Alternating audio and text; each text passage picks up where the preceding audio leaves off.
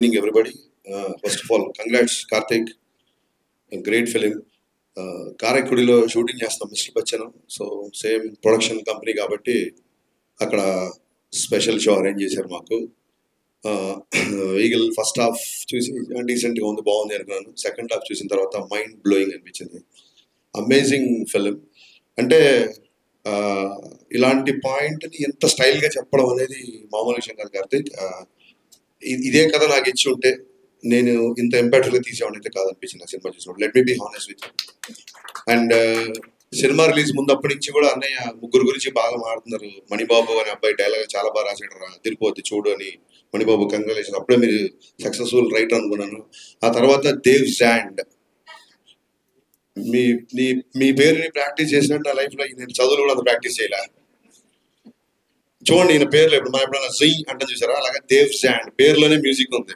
ఇంకెవరి పేర్లో అంత మ్యూజిక్ లేదు. దేవ్ జాండ్ అంటేనే అది సౌండ్ వస్తుంది. ఎక్స్ట్రాడినరీ వర్క్ అండి. నేను పేరు చూసి మీరు తెలుగు రాదేమో, అనవసరంగా పొగిడితే వేస్ట్ అయిపోతాం అనుకున్నాను. మీరు తెలుగు మాట్లాడితే చాలా రిలీఫ్ అనిపించింది నాకు. ఎక్స్ట్రాడినరీగా చేశారు, super work and congratulations. Long way to go. Karthik గురించి స్పెషల్గా మాట్లాడాలి, ఎందుకంటే తను నీ గురించి మాట్లాడడానికి ఒక చిన్న సందర్భం ఉంది, చెప్తాను నీకు. ట్రిపుల్ మీడియా ఫ్యాక్టరీతో అండ్ నేను ఇప్పుడు మిస్టర్ బచ్చన్ చేస్తున్నాను. ధమాకాకి ఈగిల్కి అసలు సంబంధం లేదు, మీరు చూసుంటారు. అలాగే ఈగిల్కి మిస్టర్ బచ్చన్కి ఏమాత్రం సంబంధం ఉండదు. 3 డిఫరెంట్ వైవిధ్యమైన సినిమాలు మా రవినేకి అందించినందుకు మనస్ఫూర్తిగా నేను విశ్వప్రసాద్ గారికి కృతజ్ఞతలు చెప్పుకున్నాను. అలాగే మా వివేక్ గారికి థ్యాంక్ యూ సార్. డెఫినెట్గా దేవుడు మేలు చేస్తే, వెబ్సైట్లో అనుకూలిస్తే మనం కూడా హ్యాట్రిక్ కొడదాం. ఒక ట్వీట్, నాకు సినిమా చూసిన తర్వాత, అంటే మేము షూటింగ్లో ఉన్నాం కదా, సినిమా చూడలేదు, నైట్ సినిమా చూసాం. అందరిలాగే నేను కూడా సోషల్ మీడియాలో ఏంటి సినిమా అని చూస్తుంటే లవ్ స్టోరీ లేదు అని ఎక్కడో ట్వీట్ చూశాను. దీంట్లో లవ్ స్టోరీ ఇంకా బాగా చేయొచ్చు, ఈ లవ్ స్టోరీ ఇంకా బాగా చేయాలో అదేదో అన్నారు. నాకు అనిపించింది, ఇప్పుడు ఏమైనా టైటిల్ ఏమైనా ప్రేమ పావురాలు అని పెట్టాను దీనికి, మన లవ్ స్టోరీ ఎక్స్పెక్ట్ చేయడానికి.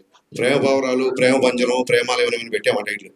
తుపాకీ పట్టుకొని అంత గడ్డం పెంచుకొని షూట్ చేసుకుంటూ వెళ్తుంటే ఏదో లవ్ స్టోరీ ఎక్స్పెక్ట్ చేసామంటే ఏంటి అసలు నాకు అర్థం కాలే. బేసిక్గా మీరు అంటే ఇప్పుడు ఏం మాట్లాడినా మళ్ళీ ఏమవుతుందంటే మళ్ళీ కాంట్రవర్సీ, అది అన్నాడు ఇది అన్నాడు ఇవన్నీ అనుకుంటారు. మీరు అనుకోవడం మానరు, నేను అంటాం మానరు, సరిపోతుంది అలాగా. కార్తీక్ అనే వ్యక్తి గురించి ఒకసారి ఆలోచించుకుంది. క్రిటిసైజ్ చేసే ముందు అన్ని సినిమాలు అందరికి నచ్చాలని లేదు. చాలా మంది నా దగ్గరకు వచ్చి, సార్ మీ గబ్బర్ సింగ్ అంటే మీ మిరప కంటే షాక్ నచ్చింది అంటుంటారు. ఏం మాట్లాడాలి, నేను తెల్లమాసుకుని నిలబడతా. నీలాంటి వాళ్ళు ఆ రోజు స్టేట్ అంతా ఉంటే బాగుండు అనుకుంటా. అన్ని సినిమాలు అందరికి నచ్చాలని రూల్ లేదు. ఈగల్ బాగా నచ్చిన వాళ్ళు ఉండొచ్చు, నచ్చిన వాళ్ళు చాలా ఉండొచ్చు. But should understand one thing, criticize చేసే ముందు తను ఒక ఎక్స్ట్రాడనరీ కెమెరామెన్. కార్తీక్ గట్టెల్ అనే వ్యక్తి ఒక ఎక్స్ట్రాడనరీ కెమెరామెన్, చాలా కంఫర్టబుల్. అతను కనుక సినిమాటోగ్రఫీ చేయాలనుకుంటే చేతిలో 10 సినిమాలు ఉంటాయి ఎప్పటికీ. నాకు తెలిసి చాలా మంది నా దగ్గరికి వచ్చి, మా అసిస్టెంట్స్ లేకపోతే యంగ్స్టర్స్ వచ్చి కథలు చెప్తే మేము డైరెక్షన్ చేద్దాం అనుకున్నప్పుడు కెమెరా అంటే కార్తీక్ కావాలి సార్, కార్తీక్ కావాలి, ఇంతమంది చెప్పారు నా దగ్గర. అతను చాలా కంఫర్టబుల్ పొజిషన్లో చాలా మంచి కెమెరామెన్గా పేరు సంపాదించుకొని అక్కడితో సంతృప్తి పడకుండా కష్టపడి డైరెక్టర్ అనే స్థాయికి వెళ్ళి మొత్తం ఒక మైండ్ బ్లోయింగ్ టేకింగ్తో ప్రపంచం అంతా మెచ్చుకునేలా ఇవాళ ఒక సినిమా తీశాడు. ఆ సినిమా ఎంత కలెక్ట్ చేస్తుంది, ఎన్ని రికార్డులు కొడుతుంది పక్కకు పెట్టే ముందు ఆ వ్యక్తిని క్రిటిసైజ్ చేసే ముందు ఇతని జర్నీ ఏంటి, ఇతను ఎందుకు ఈ సినిమా తీశాడు అని ఒక క్షణమన్నా మనం ఆలోచించాలి కదా. ఆ రకంగా ఆ మాట అనేసరికి నాకు నిజంగా చాలా ఫీల్ అయ్యాను. అప్పటికి సినిమా చూడలేదు కాబట్టి ఏంటి ఇందులో లవ్ స్టోరీ అంటారు. తర్వాత ఆరాధిస్తే తెలిసింది ఈ బ్యాచే RRRలో రొమాన్స్ లేదా అన్నారంట. ఆ తర్వాత తెలిసింది నాకు. తర్వాత ఎవరు ఈ తాలూకు వ్యక్తి అంటే తర్వాత అని చెప్పారు. ఒక విషయం మనందరం మర్చిపోయామా లేదా మనలో కొందరు మర్చిపోయారా నాకు తెలియదు. మీకు గుర్తుంటే సంతోషం, గుర్తులేని వాళ్ళ గుర్తు చేసిన అనుకోండి. నేనేదో గరికపాటి గారి లాగా చాగంటి లాగా ప్రవచనం మాత్రం ఇవ్వట్లా. వినండి, సినిమా ఇండస్ట్రీ అంటే, ప్లీజ్ సైలెన్స్, ఒక్క మాట సైలెన్స్, మిగతాది కావాలన్నమాట. సినిమా ఇండస్ట్రీ అంటే సినీ నిర్మాతలు, సినీ దర్శకులు, సినీ నటులు, సినీ జర్నలిస్టులు కూడా మనం అందరం ఒక ఇండస్ట్రీ. మీరు మా మీద రాళ్ళు, మేము మీద రాళ్ళు వేసుకోవడానికి మీరు ఆ గట్టున మేము ఈ గట్టున లేవు. సినీ జర్నలిస్టులు అంటే part of industry. Please don't ever forget that. మీరందరూ మనం కలిస్తేనే ఇండస్ట్రీ. మీరు పబ్లిసిటీ చెయ్యండి, నా సినిమా జనాలు ఎవరు రీచ్ అయ్యాయి. అవ్వలేదు కదా. మనం ఒకళ్ళ మీద ఒకళ్ళు రాళ్ళేసుకోవడం ఏంటి అంటే, ఈ థాట్ నాకు ఎందుకు వచ్చిందంటే, నేను సురేష్ కొండేటి మీద ఏదో కౌంటర్ వేసినందుకు నాకు 200 ఫోన్లు వచ్చినాయి. గబ్బర్ సింగ్ ఎన్ని ఫోన్లు వచ్చినాయి? 600 ఫోన్లు వచ్చినాయి. నేను రియలైజ్ అయ్యా, మళ్ళీ వీడియో చూసా, ఎందుకు ఎంతమంది ఫోన్ చేస్తాను వీడియో చూసా. నేనేం పెద్ద గొప్పగా మాట్లాడలా, మామూలు నేను నా ఫ్లోలో నేను మాట్లాడా అంతే. నేను సురేష్ కొండే నాకు అనిపించింది, సురేష్ కొండేటితో నేను ఆయన సురేష్ కొండేటి నేను కౌంటర్ వేస్తే దానికి అప్రిషియేషన్ ఏంటిది చూస్తే నాకు అర్థమైంది ఏంటంటే, నేను గొప్పగా మాట్లాడలా, అతను చాలా సందర్భాల్లో తప్పుగా మాట్లాడాడు.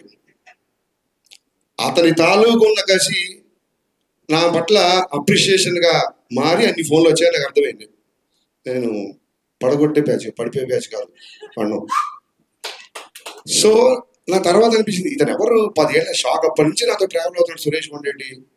కరెక్ట్గా లైట్లకి కెమెరాలు మైక్లు అనేసరికి మనం ఆ గట్టు ఈ గట్టు అని ఎందుకు అనుకుంటున్నాము? మనం ఒక ఇండస్ట్రీ కదా, త్రీ జనరేషన్ అంతా మన ఇండస్ట్రీ కదా. I didn't enjoy it. Suresh కొండేటిని ఏదో కౌంటర్ వేసా 10 మంది ఫోన్ చేస్తే నేను దాన్ని ఎంజాయ్, నాకు చాలా బాధ వేసింది అట్లా ఆలోచించుకుంటే. ఎందుకు అనవసరంగా మనం ఒక ఇండస్ట్రీ కదా, సోషల్ మీడియాలో బయట వాళ్ళు జనాలు మనం చూసి నవ్వుకోవడం ఏంటి అని అనిపించింది సీరియస్గా. మేము ఏ పొలిటికల్ ఎజెండా లేకుండా సినిమాలు తీస్తున్నామని చెప్పట్లా, తీయాలి అని చెప్తున్నాం. మేము ఒక వ్యాపారం చేస్తున్నాం. సినిమా ఫస్ట్ కళాత్మకమైతే రెండోది వ్యాపారం. నాకు రాజకీయ ప్రత్యర్థి పార్టీలు కూడా నా సినిమా చూడాలని కోరుకుంటా. అన్ని పార్టీల వాళ్ళు, కాంగ్రెస్ వాళ్ళు, టీఆర్ఎస్ వాళ్ళు, బీఆర్ఎస్ వాళ్ళు, బీజేపీ, వైసీపీ, నా సినిమా అందరూ చూడాలనుకుంటా. నేను ఒక వర్గాన్ని ఎందుకు దూరం చేసుకుంటా? నేను దూరం చేసుకునే ఆలోచన నాకు ఎందుకు ఉంటుంది? ఒకసారి నా ట్విట్టర్ హ్యాండిల్ చూడండి. పవన్ కళ్యాణ్ గారు క్లియర్గా చెప్పారు, ఎవరైనా cinema director stick to cinema. Janasena సంబంధించింది కానీ, లేకపోతే ఇంకోటి సంబంధించింది కానీ, లేకపోతే నా ప్రతినిధులు ఏమన్నా కానీ మీరు ఎవరు రియాక్ట్ అవ్వాల్సిన అవసరం లేదు.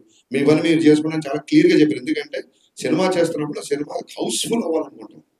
10 మంది కాదు, 100 మంది, 1000 మంది, 1,00,000 మంది నా థియేటర్లో ఉండాలని అనుకుంటాను నేను. ఒక ప్రత్యేక ఎజెండా అంటూ ఉండదు. నిన్న ట్వీట్ ఎందుకంటే బాధేసింది, అరే రెండో సినిమా చేస్తున్నాడు, మేము ఉన్నాం కదా పంటపరిపోయి మీ మాటలకి, మీ ట్రోలింగ్లకి, మీ అన్నిటికి మా మీద సెటిల్ మేము రెడీ. అతను రెండో సినిమా ఒక అద్భుతమైన కెమెరామెన్ ప్యాషన్తో ఒక సినిమా తీసాడు. ఇలాంటి రేటింగ్లు, ఇలాంటి నెంబర్లు, ఇలాంటి కామెంట్స్ మీకు నచ్చలేదు వదిలేయండి. సంస్కృతంలో సామెత ఉంది, నప్రియ సత్యం అప్రియం. అవతల వ్యక్తికి నచ్చని ఒక సత్యాన్ని కూడా చెప్పొద్దని ఒక సామెత ఉంది. మన ఇండస్ట్రీ కదా, మన వ్యక్తి కదా, వాడికే మీరు ఆకాశం మీద పడ్డకల్లా. ఏమైపోయిందంటే ఒక చిన్న లైన్ మిస్ అవుతున్నాం. క్రిటిసిజంకి, ట్రోలింగ్కి తేడా తెలియకుండా పోతుంది.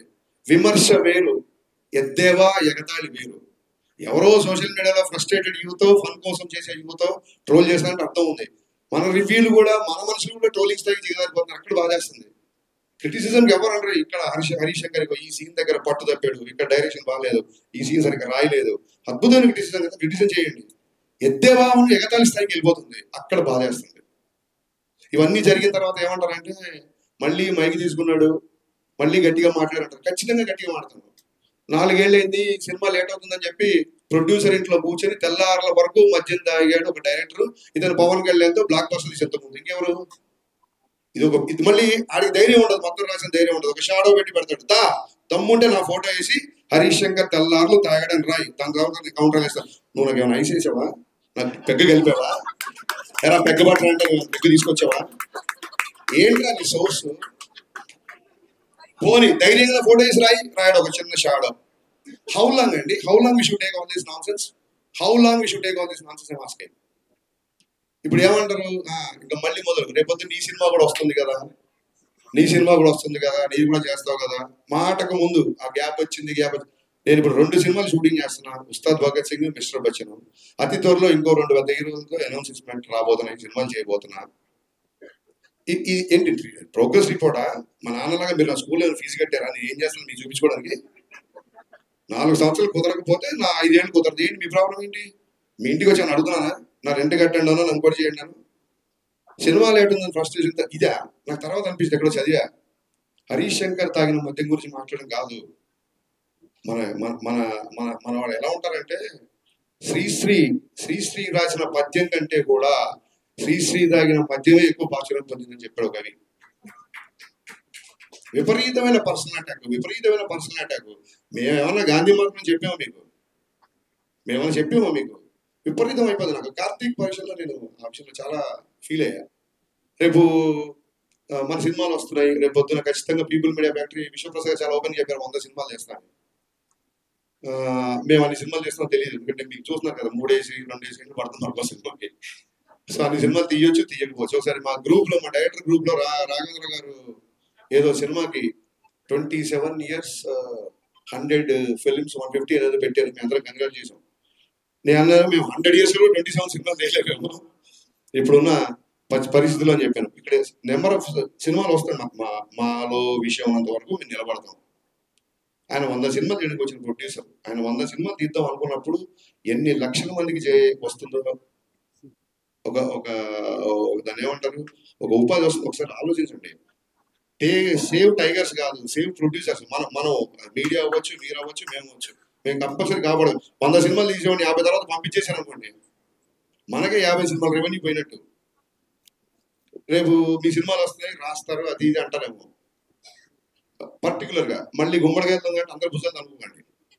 పర్టికులర్ గా సదరు వెబ్సైట్ కి చెప్తున్నా, మీరు ఏ 100 రాసుకోండి. ఎందుకంటే ఈ ట్రోలింగ్లు మీకు కొత్త. సినిమా పుట్టాక వెబ్సైట్లు పుట్టాక సినిమాలు పుట్టాకే వెబ్సైట్లు పుట్టాయి. మేము ఇంట్లో నుంచి బయలుదేరి వచ్చే ముందు డైరెక్షన్ చేద్దాం ఉన్నప్పుడు ఫస్ట్ ట్రోలింగ్ స్టార్ట్ చేసింది మా అమ్మ, మా నాన్న. ఈడి మొహానికి ఈడు పెద్ద డైరెక్టర్ అని. ఆ తర్వాత మా బంధువులు, మా ఫ్రెండ్స్, మా నైబర్స్, హరీష్ గారు పెద్ద స్పీల్బర్గ్ అంటారా, సినిమాలకు వెళ్తారంటారా, ఈడు పెద్ద మంటెత్తం అంటారా అని చెప్పి అందరూ అన్నారు. ఈ ట్రోలింగ్ మాకేం కొత్త కాదు. ఇప్పుడు మీరు చేసే ట్రోలింగ్ అసలు అప్పుడు ఏమీ లేనప్పుడే ట్రోలింగ్ చేస్తున్నారు. ఈ ట్రోలింగ్ అన్ని మాకు ఎప్పుడూ అయిపోయినాయి. ఎందుకు ఫర్దర్ కూడా మేము తీసుకుంటామంటే, నేనే కాదు, హీరో అవ్వచ్చు, హీరోయిన్ అవ్వచ్చు, అసిస్టెంట్ డైరెక్టర్ అవ్వచ్చు, మ్యూజిక్ డైరెక్టర్ అవ్వచ్చు, అన్నిటికీ తెగించే ఇక్కడికి వచ్చాం. Just I want make it remind. మీరు అందరూ గుర్తుపెట్టుకోండి, అన్నిటికీ తెగించి ఎన్నో సౌఖ్యాలు సుఖాలు త్యజించి ఇక్కడికి వచ్చి నిలబడ్డాం. రేపొద్దున మళ్ళీ అటాక్ స్టార్ట్ మళ్ళీ చెప్తున్నా, సినిమా ఇండస్ట్రీ అంటే సినీ జనరేషన్ అందరూ అని చెప్పి నేను స్పీచ్ స్టార్ట్ చేశాను. లేదు రేపొద్దున ఇలాగే పగబడతాం, ఇలాగే ఆర్టికల్ రాస్తాం అనుకుంటే, మీరు అభిమానించే వ్యక్తే ఒక జెస్చర్ చెప్పాడు. ఆ జెస్చర్ మీకు గుర్తు చేస్తున్నా, రాసుకోండి. Thank you.